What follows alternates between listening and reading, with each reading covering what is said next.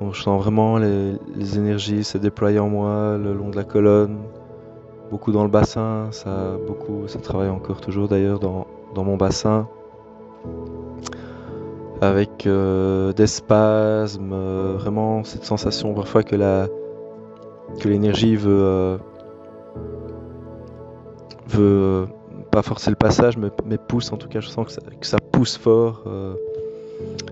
J'ai aussi ressenti des chaleurs dans la colonne, et au-delà de ça, vraiment tout le long des chakras, je veux dire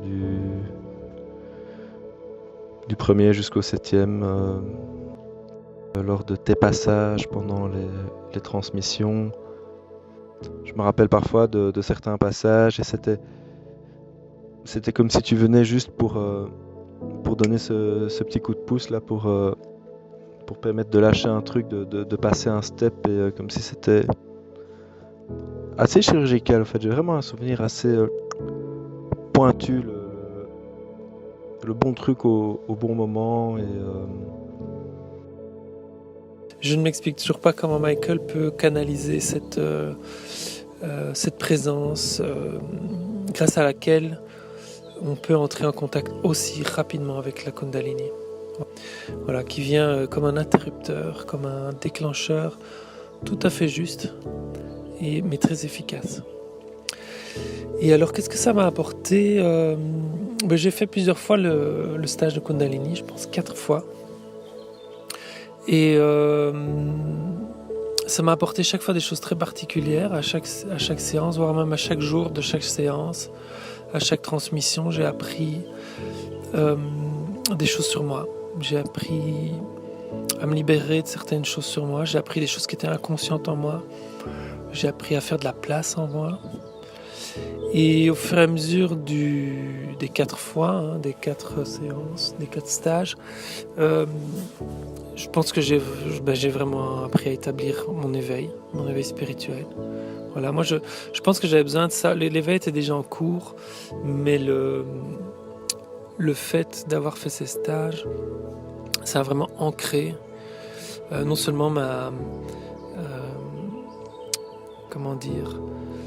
mon souhait d'aller vers l'éveil, mais aussi concrètement le fait de s'éveiller.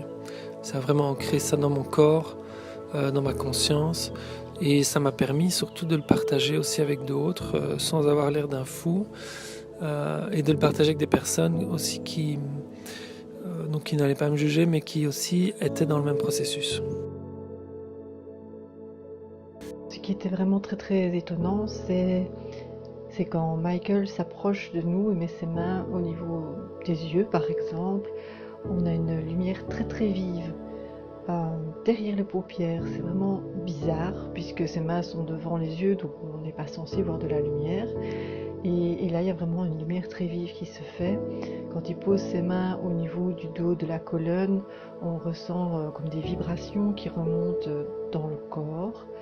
Voilà, c'est toutes sortes de choses assez spéciales et c'est très difficile en fait de les décrire. Durant la fameuse séance aujourd'hui, ce qui a quand même été assez marquant, et là je pense, on parle de synchronicité, de personnes, de toute une série de choses, c'était fort. La musique a changé, on arrive sur une musique apaisante, à ce moment-là tu viens chez moi, mon état d'esprit, 10 secondes switché, je sens ta main, je me dis, qu'est-ce qu'il fout là celui-là? Et là,